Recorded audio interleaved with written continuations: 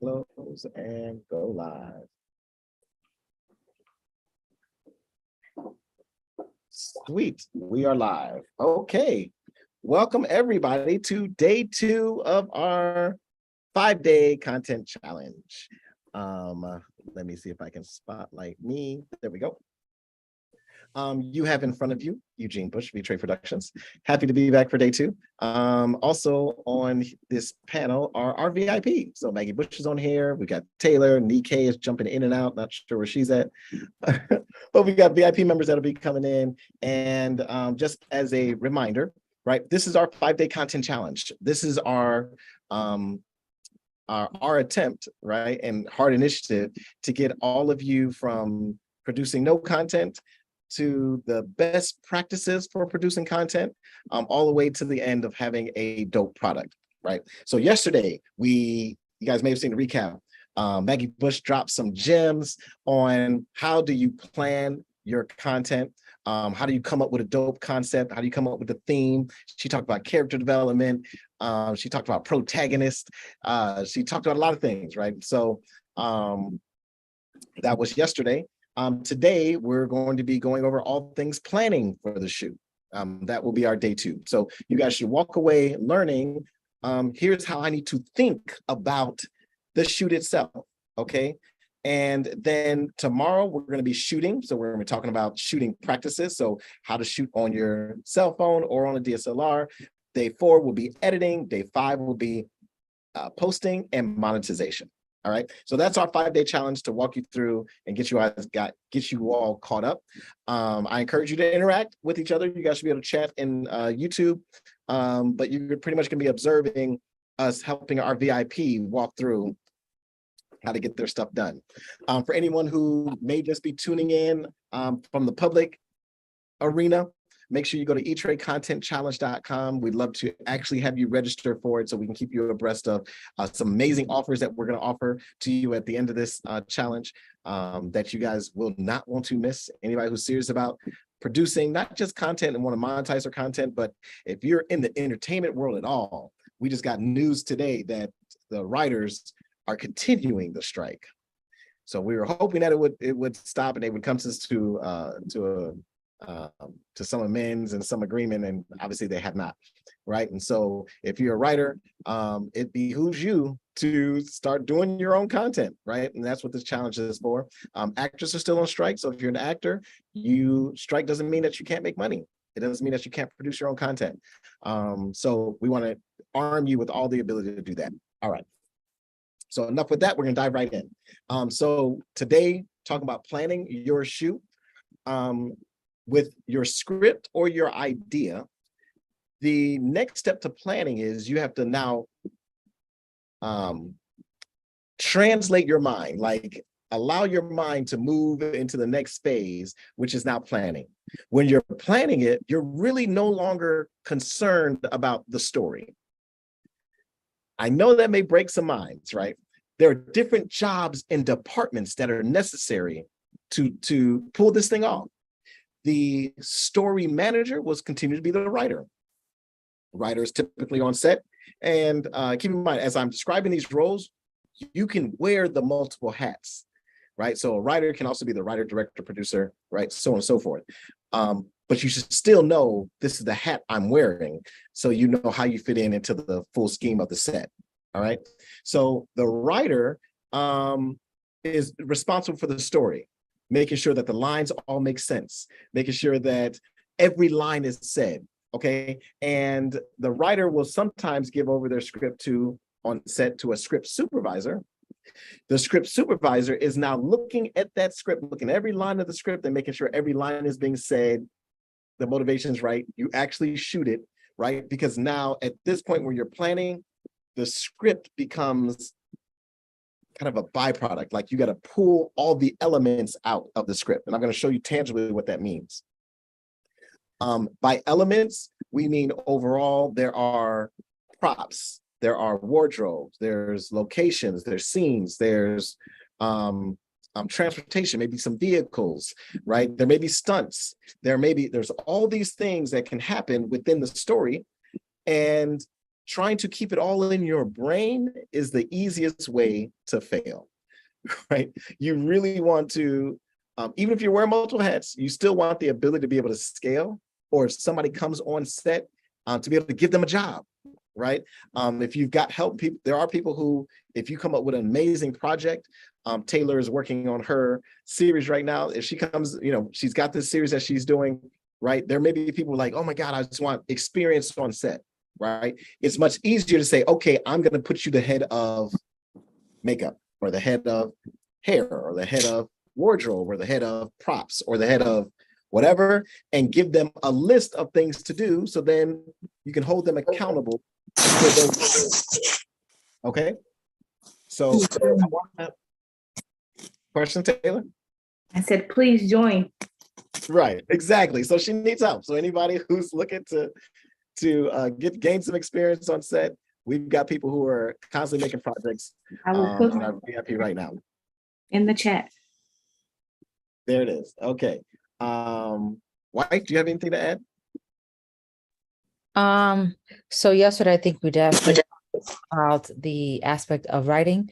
So for us, like even in the writer's room for sisters, we were told that we have 5 sets to write to. So it is important that when you are preparing for, as a writer, to shoot anything, that you are, keep in mind your budget or locations and things like that. So this way, if you do that ahead of time, it saves you from cutting back later on. Because of time constraints and budgets, it is important as a writer. I know sometimes we want to be creative in certain things, but you got to know, like, if your budget is important, you don't want to blow your budget, that you do write to certain sets, keep certain amount of characters, locations, props, storylines, just kind of streamlining them a little bit more. So I think that prepares you prior to what you're about to teach them in regards to now preparing for your shoot. So as creatives, it is important to know that during that process, during that creating phase. Yep, very good. Okay, and so I just want to, again, keep re-emphasizing, guys, I don't want you to feel overwhelmed, right, when you're, as we're going through this, because it can be a lot, right? It can feel like a lot. When you see a movie at the end of the movie and all those credits roll, it takes a lot of people to make a film. So don't get overwhelmed with all of the work it takes to make this happen. Really soak in the process. How you think about film should be the same way how you think about your social media content, your podcast, your whatever, okay? Whatever content that is that you're shooting, all right? So I'm a very hands-on, tangible guy. And so I want to take you guys to the software that we use when we go into producing and breaking down and planning our shoot. Okay. So let me share the screen here. All right. Hopefully everyone can see the screen. Let me take this off for producing and breaking down I hear myself planning our shoot. Okay. So let me share the screen here. Where am I talking? All right. Oh, that's the, okay, cool. You out of here too. All right. This is what happens when you're doing everything on your own. All right. Okay. So we got that. We got that. Very good. Very good. All right. Studio Binder. StudioBinder.com is the website that we use primarily to help plan and produce our shoots. Now, there are a ton of them out there. Lightspeed, we used to use Lightspeed. There are a ton of planning apps. And so don't get too stuck on Studio Binder itself. Just think of the process of what Studio Binder does, and that's what you want your app to do, or you can even do it manually. Before we used software, I used Excel spreadsheets. I took my script and made strips in Excel with all the different elements, and then scheduled and planned out my shoot that way. You can do it in Notes, you can do it in Word, whatever the case may be. All right. So we're using an example of a series, a web series that Maggie Bush wrote that was super dope called In the Cut. It was a hospital series kind of based on a mix between Grey's Anatomy and The Office, right? It was this parody. It showed a hospital. Go ahead. What are you saying? Why? It's a mockumentary. A mockumentary, exactly. And so we shot this, I think, last summer. But it's a series, and so she wrote, I think it was 6 episodes, somewhere around there.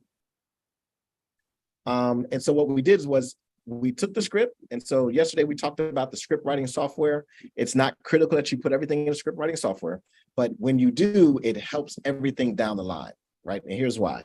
So we took the script, which you can see here, screenplay, and we'll just go to this one, cut it out. All right, so here's the script that Maggie Bush wrote. Act 1, scene heading. We renamed the scene headings because what I did was, it's a series. So there was 6 episodes, but we shot all 6 episodes in 2 days. So to track the scenes, I added the episode dash scene number to the scene heading. So I can figure out which scene we're filming. Okay. Like, have you seen that done in the studio too? Yes, they use a different software, but they definitely, I think it's Movie Magic or something that they use, but yeah. Yeah, does the same thing. But what we're finding out too is they're on a big series, kind of like a Game of Thrones, right? An episode of Game of Thrones is like a movie. So they're gonna just shoot the entire episode, it'll probably take them a month, 3 months to shoot one episode, right? Whereas on a more aggressive set like ours, or even TP, you'll see a series is done in a week, right? It's done in a very short time frame. In order to do that, they combine all of the episodes and treat kind of the whole series as one big film. So you're shooting different episodes, right? You may shoot multiple episodes in one day, like different scenes from different episodes in the same day. Okay. And so again, that'll make a little more sense as we progress here. All right.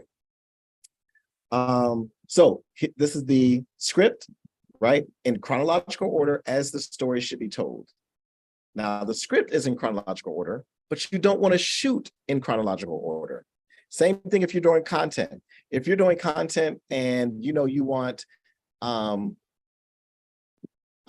shooting 5 different scenes, but the scene may require you to move through locations. You don't want to be jumping from one location to the other to come back to the first location. You're going to want to shoot based on what's most efficient for the shoot, which is typically the location. Sometimes it could be the actors. Sometimes you may get a high profile actor into your content or into your film, but they only have 1 day to film. So that means you've got to cram all of the scenes that have that actor in it in that 1 day. And maybe that means you're jumping locations that you wouldn't normally do, but your priority is to get the actor in and out. Okay. So we'll see how quickly we can move through this. I'm not going to go through too much detail in this, guys, because we have an offer where you can get more extensive training on how to really break this down. Really, I want to instill upon you all the process, the thinking of how to plan out your shoot. Okay, so we have the script that's here. Once you have the script that's done, your job in planning the shoot is now to break down the script. Studio Binder calls it breakdowns. So what a breakdown is, it has the scenes. You'll see all the scenes. There's 1, 1, 1, 2, 1, 3 in chronological order. But in the scene, it has, I'm gonna click on the scene here. In the scene, you have elements that are in each scene. So an element is a cast member, right? Once you put the script into a Studio Binder, it tries to guess cast members. And if you put it in a script writing software, it'll guess it by the headings. So it knows Jamie's a cast member, Joseph's a cast member, Samantha's a cast member. It tries to guess, those cast members in the scene. But what it doesn't do is guess the elements. So the smell of fresh lab coats. Lab coats is a costume. That's something that the people put on, right? So when I'm breaking down the script and I'm breaking down my scene, I want to identify all the different elements that are needed to execute this scene. So we need lab coats, eagerness to fill the room as new interns line up. The interns are Jamie, Joseph, Samantha, so we have to do any of that. Around a cadaver, the cadaver is a person, that's a cast member, covered by a white sheet. So it's important to have a white sheet. So a white sheet will probably be set, or it's a prop because they touch it, right? It could also be a set dressing, okay? Nervous pens, anything actors touch is a pen, right? So nervous pens click. So we want to make sure we have pens on set. Eye shift as the inner lines are trying to tame their first day jitters, okay? Jamie says what she got to say, looks around the room, standing pull of tension, chief of staff, Joseph Brady, there's Joseph, Samantha Fox entered, there's Samantha, right? So you see, as I'm breaking down the script, I'm not as concerned about what Joseph's saying, what Samantha's saying. All of that should have been flushed out before we're moving into production now. So that's when the wife said yesterday, for you, Tay, to make sure you have a table read, because a table read will give you that additional input you need to make sure this script is solid, that you're actually making a good story. You would not believe how many times we've seen people come up with a script, go through the shoot, go through all this stuff, put all the money in to shoot a project, edit it, and then get to the editing room. They're watching a movie and they're like, oh man, that really wasn't that good. You should have known it wasn't good before you filmed it. Had you done your table read, had you done your page turn, right? Had you done all the rigmarole at that phase, you would know whether you have a good project or not. You should not wait until the project is edited to be like, ah, man, this isn't entertaining. I did have a question about the script. Okay. Uh-huh. When I was writing my script, I did have a difficult time with knowing when to put cut to or time cut, when to know where to place it, and when to know when to like end a scene to go into a next scene or to a next transition, and knowing to use the right term for that scene, because not everything would be like a cut to. Some might be a flashback or like Yeah. I struggle with that. So I'll say something really quick and then I'll allow Maggie to chime in. For me, these really are dissolve to, fade in, right? These are really director's notes, right? Because the director will decide, is this a cut? Is this a dissolve? Is this a fade? Is this, right? The writers can put it in because they can have a vision for how these scenes move through, but I don't pay attention too much to whether we dissolve, whether we fade, or whether we cut, because it, for the filmmaker, like the process of what we're going through, breaking down the script, there's no difference in how we shoot it, whether we fade, dissolve, right? Okay. We always give at the director. So in this scene, the director says cut to the behind the scenes, dissolve to, end of act one, fade in, act two, right? When we shoot, when the director yells cut, you still, as a matter of practice, I always give 2, 3, 4, 5 beats after that last line, just in case the editor wants to do a transition or wants to do a fade or a cut, you know, so they have options. So when the director yells cut in the script, right, I'm not saying, as the real director, I'm not saying cut right when they're done. I'm letting that breathe for a minute, knowing that the editor may need something else to transition to. Got you. Okay, wife, go ahead. You want to comment on? Yes. And so traditionally, so you'll see for me, for writing a Hallmark film, they don't even use cut tos in between scenes at all. So they'll just go straight from scene to scene to scene. They won't even have those transitions in there unless it's like a flashback or a montage or certain things like that. But at the studio, Mr. Perry, we use cut tos for everything. I would say that if you're going to use cut tos, it's okay to do that, or fade in or dissolve to or whatever. Keep your dialogue no longer than 2 pages, because then if you have 3 or 4 pages of dialogue, it becomes boring. So then for your own sake as a writer, make sure that it flows. And if you're going to cut to another scene, it's fine. But don't let one scene go on longer than 2 pages. Okay, and then I did have another question. What is a elaborate what page turn is? Turn page? I think I said it wrong. I'm Yeah. sorry, I'm a little dyslexic. No, it's okay. And I'm glad you caught that. So the table read is you're hiring actors, you're hiring Jamie, Joseph, Samantha, everyone's sitting around Yeah. the table, and you have a narrator. They're reading the smell of fresh lab coats and eagerness. The narrator's doing that, and Jamie in character. When my second alarm clock went off, they're reading it as if they're acting, right? So you're trying to get as close to envisioning the story as possible in the table read. The Mhm. page turn, you're really focused on just the notes. So it's the crew. It's not the cast. So The it's crew. all your department heads. It's your camera person, your DP, your wardrobe, your props, your gaff, your grip, The behind your, the okay. your director. You're reading through this. Smell of fresh lab coats, da da da da. Okay. Wardrobe, did you get lab coats? Yep. Wardrobe, you got the white sheet, cool. Prop, you got pens, cool. Jamie Cruz looks around, other interns, a pool of tension. Is that a pool? No, it's not a real pool. Okay. Chief of Staff, Joseph Brady. Okay, great. Interns look worried. Livy Robinson, like you're going through all of the descriptors, not the story, looking for intention, make sure everything is right. So Samantha goes to the cadaver, reveals a hairy man in his underwear. All right, cool. Wardrobe, you got his underwear. Great. Did you get sizes for him? Awesome. Samantha grabs a rigid scope. Hey, props, you guys have the scope and the forceps?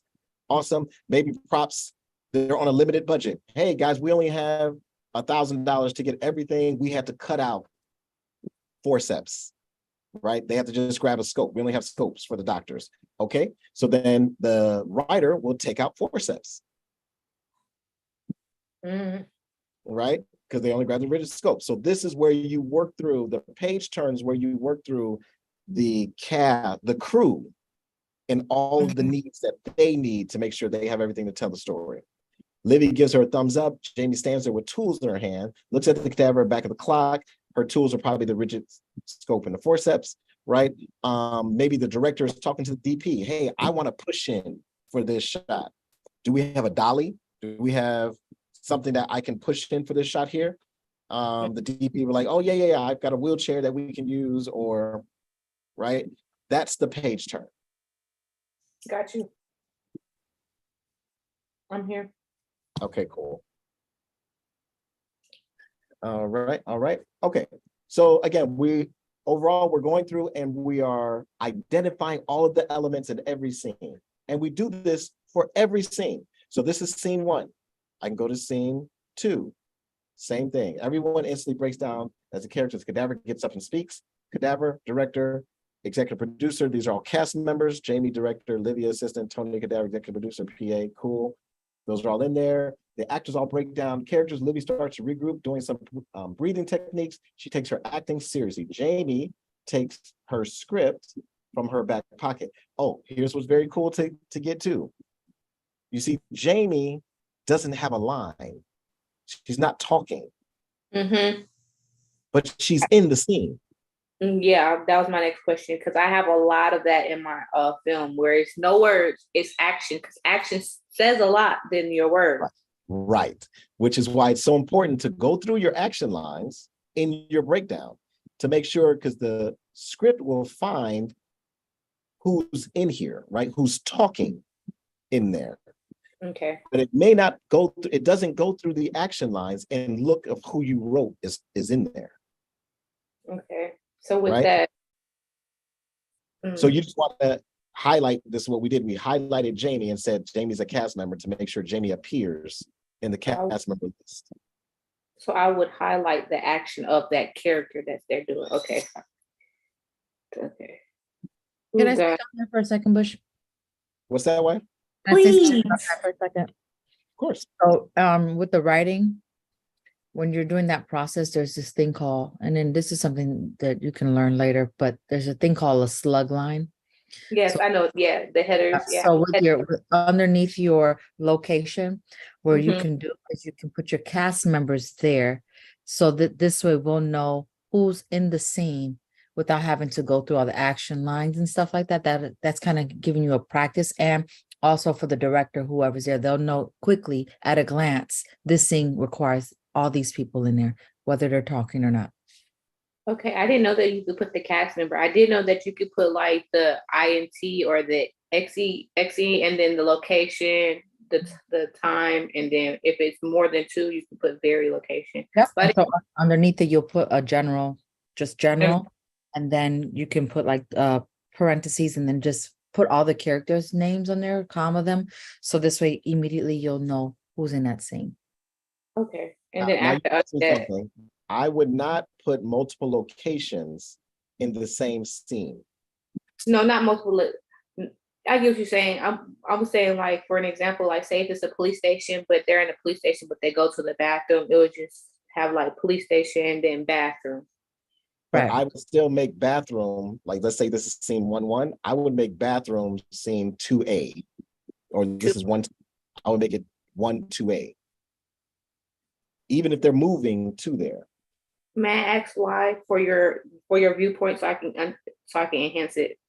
Because the movement at the script process, you don't really want to direct script. You want to be true to the story. So the story may need them to start off in the police and then they move to the bathroom because something happens in the bathroom. So that's from the story standpoint. The movement of how they get there, if you put a scene heading, if you put it in the same scene heading, you're trying to direct the script. Versus if you just put two different locations, the director can decide, I'm going to do a follow shot from here to here. And so when they go to shoot it, they will combine the scenes. Okay, I get what you're saying. You want the script to be able to flow. You want the script to have, right, to be able to be broken down so there's no confusion and everything needed for that story gets filmed. Got you. Right? And then the director can then decide. It's easier for a director to combine scenes than it is to split a scene. Okay. Right. Okay. So if you had 1, 2, and that had, again, your scene had from the police station to the bathroom, and you combined it in a script, and let's say the Steadicam operator didn't show up that day. So we can't do our follow shot. Right? We have to do two different scenes. Well, now, and let's say something happens in the bathroom. Let's say the bathroom's unavailable, whatever. Well, now I may need to move the bathroom scene to a different day. But it's in the script. It's the same scene. Right? And so now I'm adding confusion because now I've got to have my script operator say, well, this is it's 1, 2. We shot it on day 1, but we need to shoot the second half of that on day 3 because we couldn't get to it because the Steadicam operator wasn't there and the lights didn't come on. But the script didn't allow you to move that location because it was together in the same scene. Okay.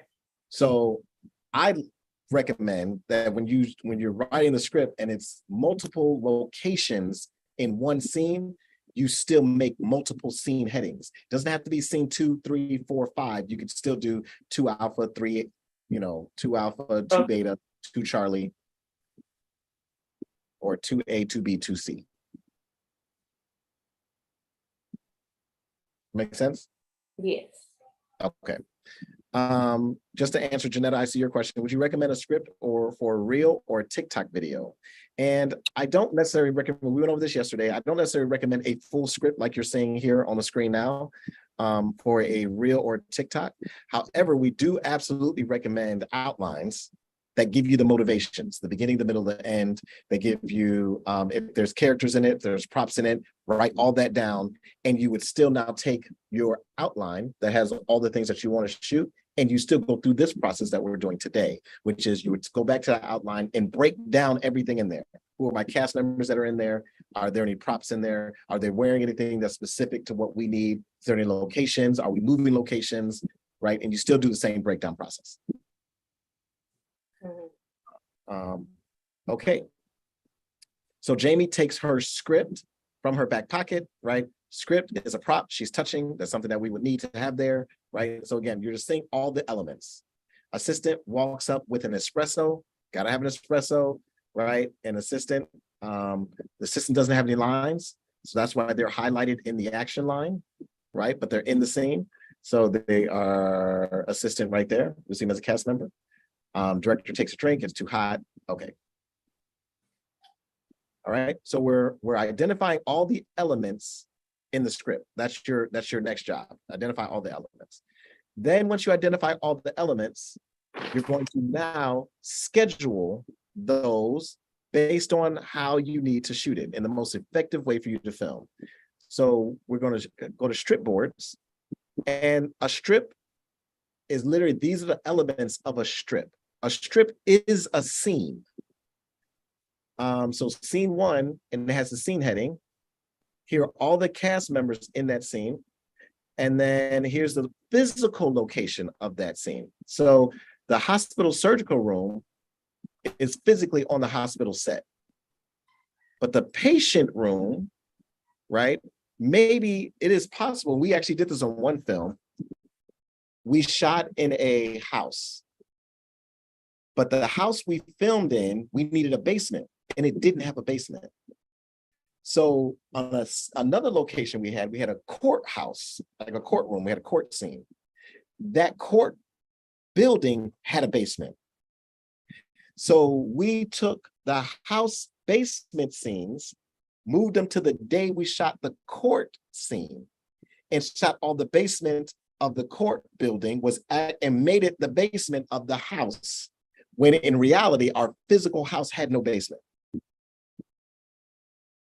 The way you do that is, this is how you separate that. So the hospital patient room, let's say the hospital physical location that you have doesn't have a patient room, and you're using a different physical location for your patient room, right? Then that's when you would identify the location here. This is actually where physically you're filming it at. In this software, you can hit manage locations. You can tell hospital set, here's the location of the hospital. If you have a home, here's the location of the home, office conference room, right? And you give the address, any notes for the location, if there's a location manager you got to talk to, if there's parking considerations, if there's whatever, you put that in here.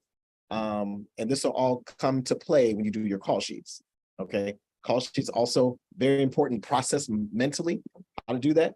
But all this information, parking notes, parking here, location, phone number, right? So you have a rate, so you have all kind of notes on the location. Okay, so this will come into play a little later. All right, we're going back to strips. So the idea of the strip is have the same heading, have all the cast members that are needed, have the shooting locations, how many pages are on the script, or is that scene? So this isn't 2 4/8 pages. This scene happens on the second page. No, it's from the beginning to the end of that scene. It's 2.5 pages long.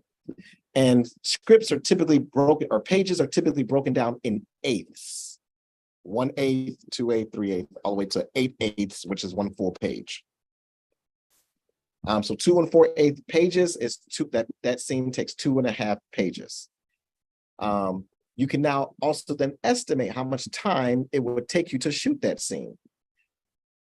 And then start times, okay? So this is what are the typical elements in a scene, right?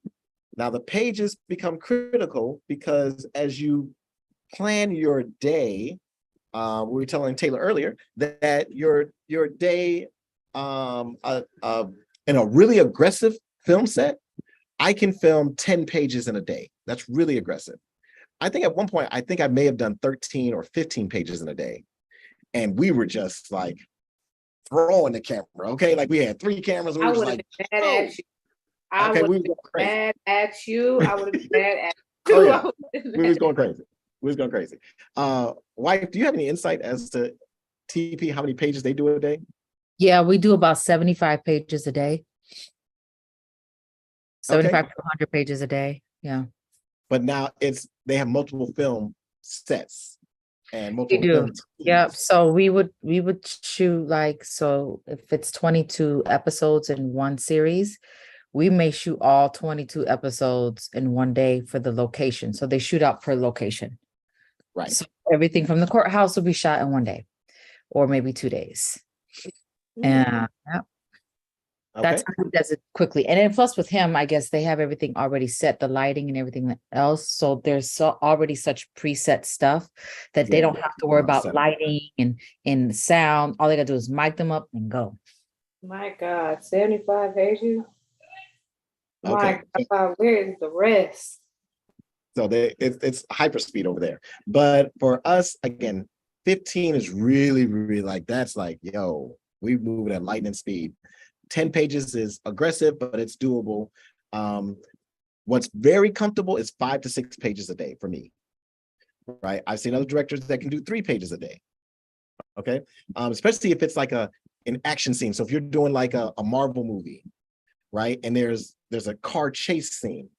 That car chasing may only be 1 page, right? Because you have the action and you have a little dialogue, but it's 1 page. But that 1 page may take 3 days because they have so much coverage they need to get, okay? So you can estimate how much time it may take for the scene based on the pages. That just comes with experience. And then you want to organize the strips based on location or whatever is your primary goal to get through that scene. So in the case, most cases, you do it by location. Once you're at the hospital, we shoot everything at the hospital, right? So we're not going from the hospital over to, so you see guys get office conference room. I just put these locations there. Don't pay attention to the patient room, office conference room. I just put this as a matter of practice, right? So you can get, we have the hospital. These are shot in the physical hospital. These are shot in the physical office conference room. These other 3 are shot in the home bedroom. You want to film based on the location you're at.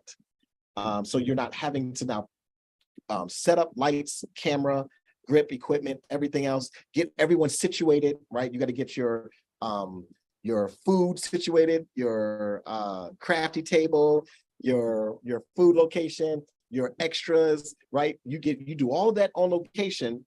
It would suck to then break it down to go to another location, to break down there, to come back, set up and do it all again. So you try to do everything you can at one location before you break that location down and go to the next location.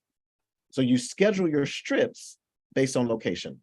In some cases, if you have a celebrity or somebody that's high profile on set, they may only give you a day or 2. I just did a music video where we had Tom Hanks in the music video. Well, Tom Hanks ain't the one that you would be like, look, Tom, I mean, we weren't paying him enough to be like, I need you to come multiple days, right? When he gave us his time, we scheduled everything around when Tom was going to be there to make sure that we can make the shot with him, okay? So if you have somebody that's high profile, it may break the rules. You may have to go one location, come back and go again, but we need to make sure this actor gets shot out, okay? So you want to schedule or line up your shots based on what's most convenient for your shoot.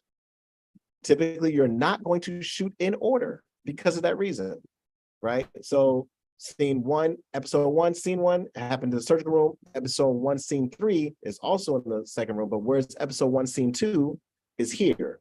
That's in the home bedroom. So we're shooting that day 2 because we're saying that's going to be at the bedroom, right? And we want all the bedroom stuff together. Okay, thank you, Michael. Glad you're enjoying this. All right, so you want to move the strips that way. Okay, the cool thing about having it as a strip is now you're not looking at the story at all. I know the surgical room happened. I'm not looking at lines. I'm not looking at motivation. I'm looking at logistics. How am I going to make sure we get everything we need to get done? So the strips allow you to look at the logistics of it, of what's happening. All right. Now, once we have our strips scheduled out, this for us is only a 2-day shoot, but we move these appropriately. Oh, it's worth noting here. You'll see at the bottom of the strip, there's a day break, right? And so end of day 1, 2, that's the date we shot it on, June 18th. I want to start at 7 a.m. That's when I want to have the camera up. It's a 6-hour day because of I put the estimated times, right? And so it's estimated it's going to be a 6-hour day, and it's 9 pages I'm shooting on that day. So that to me is comfortable. But now if I move this strip up here, I'm going to say, well, I want to shoot 2 bedroom scenes on day 1. Well, now I'm at 11 and 7/8 pages, right? And actually, if I continue estimating this time, we'll say 1:45, and we'll say here 2 hours And we'll say here 2.5 hours, 1, 2, 2.5. Okay. So it's telling me it's a 13-hour day. So now you can kind of tell, well, do I want to, we've had crews that work 13 hours, but do you really want to work your set, your crew that hard and your actors that hard? And especially if you get SAG actors, well, nobody's getting SAG actors now. But once the strike is over, if you were to get SAG actors, that's when you start trying to plan out how much time they're going to be on set, because you don't want them on set for longer than 8 hours, because then you got to pay time and a half, right? And so this helps you plan out how long each actor will be on, when do they need to be on set, how long they're going to be on set, right? The other thing to that point is if you have children, right, and doing a film set, depending on the ages, Georgia has different laws, and you got to also check the state that you're in. They have different laws for how long you can keep a child on set. It's not 8 hours. If they're under 13, it's like you can only keep for 5 hours, and you got to give them a 2-hour break. So there's different rules that you can have the unions enforce to make sure that that talent is not getting worn out, right? But typically, if you're doing an indie production, you don't have to abide by them rules, but you still want to be courteous to your team. So you don't want people on set for planning out a 16-hour day, right? That's kind of ridiculous. Okay. So now, once your strips are done, we're going to create a call sheet.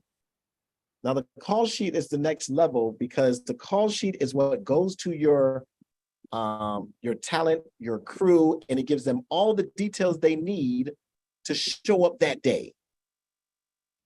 Right? So hold on, why is it taking so long?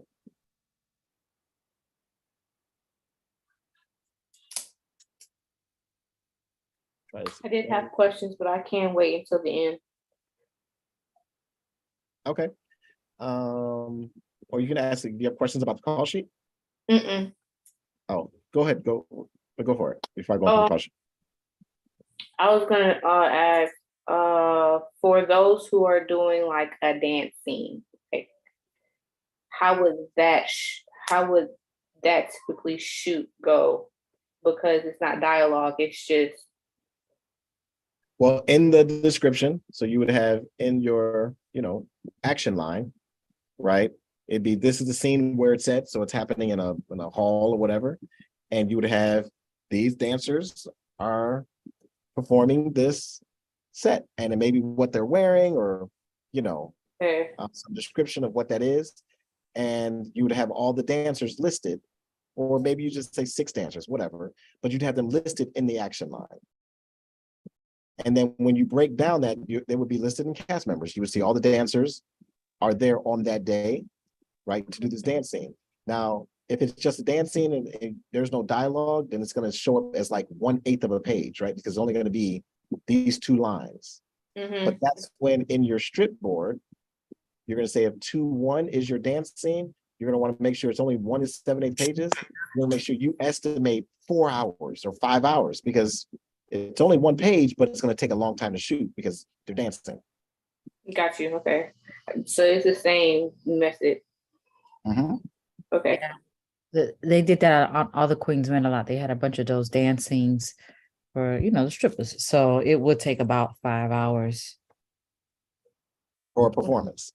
Right. But in the script, it'll just say, it may say these dancers and there's a performance. Okay. I apologize if y'all can hear my background. My nephew's here running around. Oh, you're fine. Okay, so now we're going to move to call sheet. Now, on the call sheet, a call sheet goes out per day of filming. So you'll see here we added 2 days, day 1 and day 2. Day 2 is 23 pages. So really, there should be another day. So I can add, let's say, a day break here, and whatever, pick the shoot date, start time, create day break, right? So just created a day 3. And so I can move, I can multi-select, yep. I can move all of these to day 3. Can we do it? No. All right.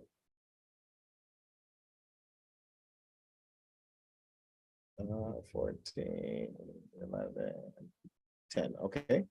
And day 3. day 3, cool. Right? So your call sheet is going to go based on the day. So now you have day 1, you planned it out. Yep, I want to move these 3 locations. We're going to be in 3 different locations. Here's all the cast members I need. We're shooting in this order. All the logistics are fine. Now I'm going to create a call sheet that communicates to everybody on when they need to be there, what time they need to be there, and what they need to do. Okay, hold on. Let's refresh this. Let's create a call sheet here. Okay, so we do day 1 of 3. They'd already put that up there. It's going to pick a date based on shooting schedule. Day 1 of 3, we hit next. Standard is fine. We're going to create the call sheet. And if you've been on any film set, you're very familiar with the call sheet format, right? It typically has the producers, which you can add if you've got more executive producers, right? You can add people's name, Taylor Nelson, Maggie Bush, right? This is the time that we selected, the general call time, but that's the time that we want that first scene to go off. So your call time probably should be an hour or 2 earlier than that. And you also want this thing, because of the date, it will tell you the temperature, sunrise and sunset, right? Those are all good information to have on your call sheet. Reason being, people need to know how to dress, crew needs to know how to dress. If there's any rain, if we need to compensate for the rain. Sunrise, we know when the sun is up and sun is down, right? Because that may affect our lighting and our scenes, right? And then you can enter a bulletin if you want. And then now here are the locations. So remember we went in and put the physical locations. It pulled out day 1. It recognized we're in 1, 2, 3 locations. And because I put the address and information in there, it'll tell you the nearest hospital near there, right? Because safety's first. So if anything happens, you want to be people to get to a nearby hospital. We have the parking accommodations and where set is. It also assigns a number to the location. Janetta, this software is called Studio Binder. It's online, it's just an online software. I do suggest if you're like Taylor and you're doing a feature, a short, if you're doing a narrative project that requires multiple locations, multiple moving parts, I absolutely suggest it. If you're just doing TikToks and Reels and things like that, it's overkill. You don't need to put everything into a Studio Binder. But you need to incorporate the mentality of a Studio Binder, right? You should still do your breakdowns, pull out your elements, and then communicate to your cast, crew, what's actually happening on the day of shoot. I was just about to ask that as my next question, because although I'm doing this, I still want to do other visuals, like other skits and stuff. I was gonna ask that too. Yeah. So it's the process. You want the same process to be used no matter what kind of visual project you're creating. Okay. Right? It's just going to make the whole process easier. If you come up with your idea and your concept, you write that out, you outline it, you have all the elements you need, then you go back and plan it. That's today. You're going to pull out all the elements that you want, and then find the best way to schedule it. So if you have multiple locations in the skit, you want to shoot as much as you can in each location, right? And then now when it comes to the day of, you want to be able to communicate to your cast and your crew, even if it's just you and 2 other people, whatever. Here's the location. Here's where we're going to be. If we're going to be in multiple locations, here are the 3 locations we're going to be in this day. Here are the scenes we're shooting on this day. You see, so it went through in the script and it assigns the start time. Here's the scene heading. So it's scene 1. So everyone should have a physical script, right? So they can just go to scene 1 and see what is happening on that. Also, we've seen online on set where producers will have sides, right? And a side, for those who don't know, is just a smaller script, right? So instead of having the whole 90-page script for everybody to have, you give them the sides. So you would give just the characters scenes 1 through 8, right? On a smaller piece of paper, so they don't have to see the whole movie, or you're not wasting paper printing out 90 pages for everybody. Everybody doesn't need to see all 90 pages, right? There are actors, they're just in certain scenes, they just need to see their sides for that scene. So those are sides. So this is pulling the strip, and it'll give you the hospital set, how many pages, estimated time, and then you'll see numbers for the cast members, right? So if you go down to advanced schedule, crew, extras, talent, here's where you would add the cast. So you see the numbers here, 14, 5, 1, 7, blah, blah, blah. When I hit add cast, I should be able to see Joseph, Jamie, Libby, Tony. Let's see if it'll give me their numbers. Okay, I have to go in. Oh, I know why. So when I go into the cast member, I can give them a number. All right, so we may get into advanced. But what's happened is in the script, when we went to the script breakdown, it assigns a number to that cast member. It's my job to go into the cast member and tell this software that Eugene, the person, Eugene Parker, the actor, is number 14. And I say the cast. So then now his number shows up. Or Karini, the actress, is number 7. Oh, bless me. Sorry. She is number 7. And I say the cast member. Right? So then when you see up here, 14, 5, 7, you'll know, okay, 14 is Jane Parker. 7 is Karini. 5 is blah, blah, blah. All right. Once you assign the numbers, that's how you get to who's in each scene. Then you want to make sure their call times are accurate. So we're starting this at 7. If anybody has any crazy makeup and hair and wardrobe, then you want them on set early enough. So you want to think about when if they're being picked up, when their call time is. We said their call time is an hour before. HMU is hair and makeup. You want to think about all those things so they can be on set to get through the works. We call it hair, makeup, wardrobe, and then be ready to be on location at 7 a.m. to film this first scene. Okay. In here, you would also put, they have an advanced schedule, so they'll show you what's happening on day 2, which is really dope. So then actors can see tomorrow, here's what I got to do. But here you can also add the crew, right? So you can put your crew in here. Go put that. There we go. Okay, so Taylor, just unmute. I just muted you. If you need to speak up. Okay, so in here you'll see different cast members. What's one of the critical ones that most people neglect is food, right? When you're on set, you want to feed people who are on set with you all day. Okay, we're humans, we need to eat. And how we typically work that is we have a breakfast, continental breakfast or something that people can eat in the beginning.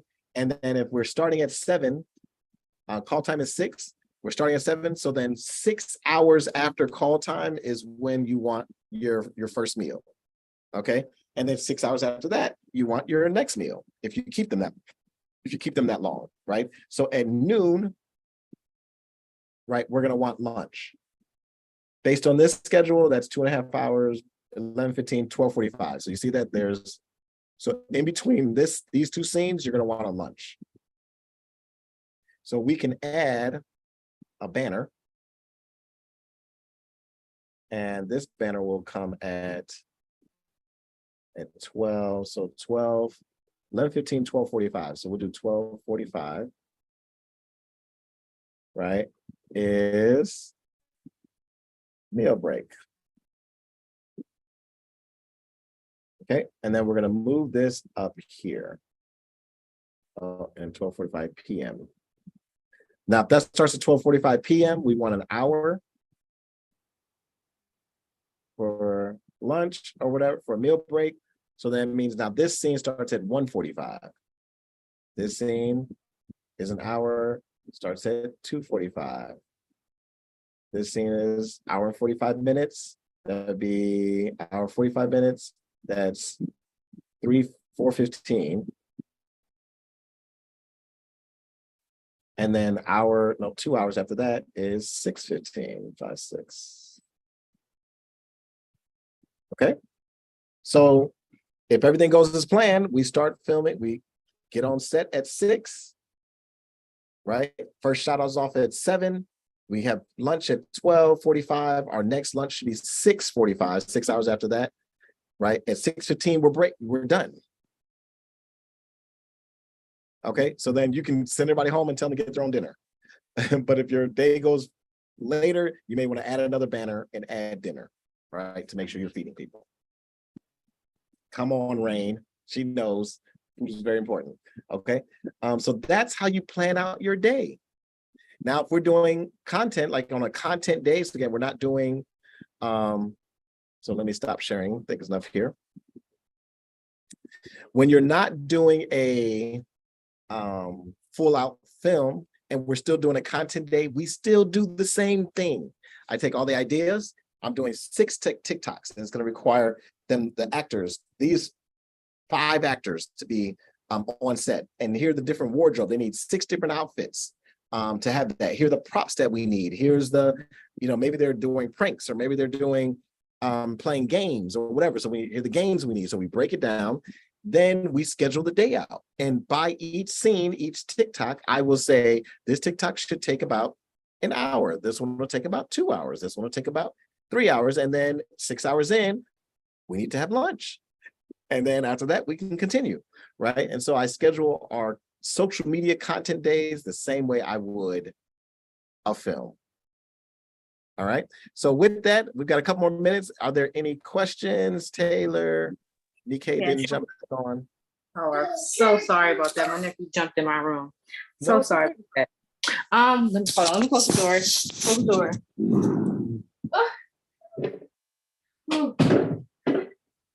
Glad I ain't got no kids.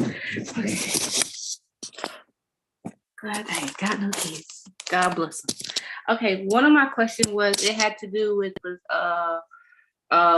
earlier, piggyback on my last question about actually doing content, being a content creator. This is just a question for me and those who are on the live. Oh Jesus, catch your breath. Give me the spirit of breath, Jesus. Take your time. Take your time. For those who want to start content and like visual, I'm gonna speak for my point of view, and maybe it might help. I know for me, when it comes to content, I know I like the behind the scenes, like doing like behind the scenes footage of like photo shoots, or how to put the production together, and where my creativity come from. And I know like one of my questions was like the how to. I think what troubles me in the process is not starting it, not filming it, is the location, because of the circumstances that we may have in our life, and trying to like pivot and figure it out. So my question is, how do we do that knowing that we have like different circumstances in it and we're trying to film and skit? How do we move from that? And like, so when you say different circumstances, like somebody has kids and they have kids, or you don't have transportation, or you don't have this, but you want to have, like, you have these visuals, say like you had a visual to do like a strip screen, and like you had it in mind, but you don't have the right materials, like the lightings or like the sounds. How do we bring that to life, knowing that we have only limited of resources that we have? Yep. You plan for the resources you have. So if you have somebody that you want to be an actor and they don't have reliable transportation, right? Mm-hmm. And plan to get them an Uber. If you don't have the money to get an Uber, then plan to see if they can ride with someone else, see if they can carpool. If they can't carpool, then maybe they can't be in the project. Maybe they need to cast them. Right? Because at the end of the day, the show must go on. Like, you have to create. You really need to get to that point where you understand if you're not creating, you're not living. If you're not creating, you're not making money. If you're not creating, you're not growing. right? So life changed for us when I treated my content and my business as my priority, or even as if I worked for someone else. So there was a time I had a job, like I worked for Bank of America, and okay, and so I was a change manager, a high level project manager, and when I was there, when they said I need to be at work at 9 a.m., I'd be at work at 9 a.m. If my car broke down, I'm on the train. If the train didn't happen, whatever, you know what I mean? Like, you figure it out, or I would be fired. Yeah. Simple as that. So you have to start treating your project just like an employer would treat their opportunities. Hey, here are the things that we can do. We're going to do our best to work around your circumstance and everything else. But if you can't make it, if there's no other way for you to make this happen, then we're going to have to recast you. That's when it comes to cast. When it comes to lighting, there's so many cheats when it comes to lighting. Yes, you would love to have a grip truck and have the flags and all that to make this as beautiful as possible. But I have literally walked on set, and it was a night scene we needed to shoot, but it was daytime, broad daylight. We took garbage bags, cut them out, and taped them to the windows behind the curtains to do our best to black out the windows. Then we still couldn't completely black it out because we didn't have enough material. So we made sure when we filmed that we filmed angles that didn't show the windows. Right? So then you don't know, and there wasn't enough light coming in because we blocked enough light, but you really did not know whether it was day or night. Right? So you plan for those things that you may not have. With cameras nowadays, I'm telling you, you could get by, like my Sony FX or any of these Sony cinema cameras, what they can do with low light is nothing but witchcraft. Like I can't even explain. I shot a project in a movie theater where the only light was the screen from the theater, right? The movie screen. The movie screen, yeah. That's the only light we had. And we were able to get usable footage from the audience, showing people laughing and cracking up. And right now, I shot in S-Log3, right? The Sony has a dual ISO. I believe it's like 1600 and then 12,000. So we shot at the 12,000 at the dual ISO, right? So there's ways for you to shoot in low light to compensate for whatever you have. But those are the things that you just want to plan for that. Okay, because I do know for me, my only, I don't want to say difficulty because I don't speak difficulty. I know what for me that I'm your challenge is being confident in it. Being so confident, because you have to be confident to what you are believing in. And that is something that I'm learning how to break out, because I'm not used to voluming up my vocals. So this is new for me. So it's kind of like challenging, but it's scary, but it's also exciting because it's like, okay, this is what I want to do. I'm gonna see what it's going to do, and it's like so scary to do it, but it's like being confident in it. It makes me like, oh, maybe go like this, but I'm like, no, you got to go forward because you're used to going backwards. Go forward. Yeah. Well, that confidence comes with preparation. Yeah, I'm learning that this is part of the process, and I'm learning how to grace myself and learning how to order my steps, taking it in and all that. But I think that's my most challenge through this whole process is being confident in it, taking the notes that I'm getting and just using it by day and learning how to like program myself into that. Embed. Yep. And that comes with practice too, right? The more you do it, the better you get at it. Yeah, right? I do practice. Yeah. So that's why it's good to practice on, smaller sets. That's why a lot of people do short films before they do a feature, because it's the same process. And so you get the whole, nature of everything and how to be creative with less stakes, meaning less money, less locations, less food, all that. Typically people do shorts before they move into a feature. We're at the point where I don't do any shorts anymore. I'm like, if I can't make money doing this, I'm not doing it. So, but we've been doing it for a long time. Yeah. That's why I'm getting there.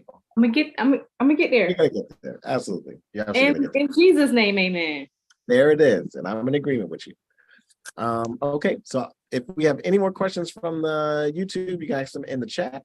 Otherwise, wife, do you have any other final words for our day 2 of the content challenge? Just I'm excited for everyone to start creating their stuff. Like, I think we're giving you guys some legs to move, and I'm just excited to see what's going to come out of it.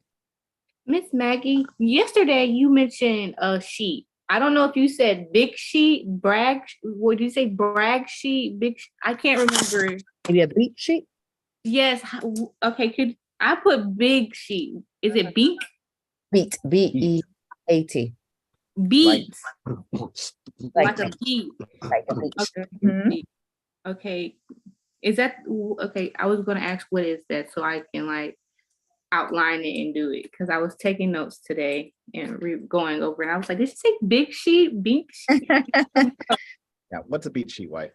A beat sheet is basically you're taking each thing and you're just taking those moments that are important and you're just kind of like putting it out like in an outline form. So act 1, you'll have a beat. Okay. Such Gotcha. as get stabbed, that's a beat. The police show up, that's a beat. Those are the beats per the scene. So it's just the main points of a scene is a beat sheet. Okay, gotcha. Now, okay. I'm covered. I'm covered. I'll check on my comment. I love it. I love your eagerness. All right. So tomorrow, guys, we're going to be talking about how to shoot.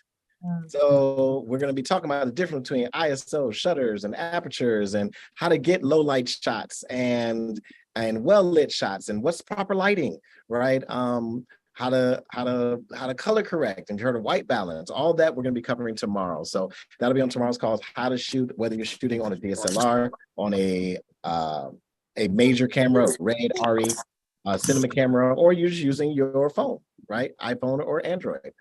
Oh, look at the little guy. Hi, little guy. Say hi. Hi. Okay, that was perfect timing.